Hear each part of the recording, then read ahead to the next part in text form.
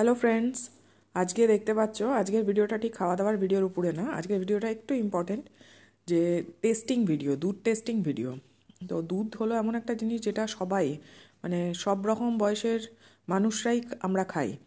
তো সেটা একটু জানা দরকার যে যেই দুধটা আমরা খাচ্ছি সেই দুধটা কি ভালো না ইমপিউরিটি আছে।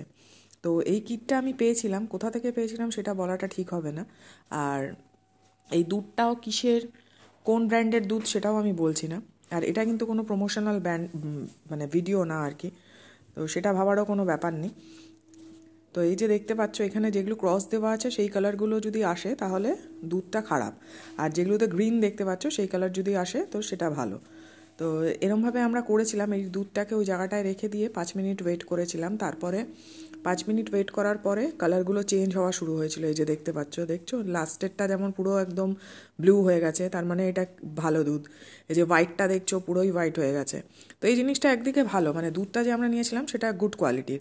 আর এটা ঘরে বসেও করা যায়, সবার সেফটি অ্যান্ড সিকিউরিটি মেনেই।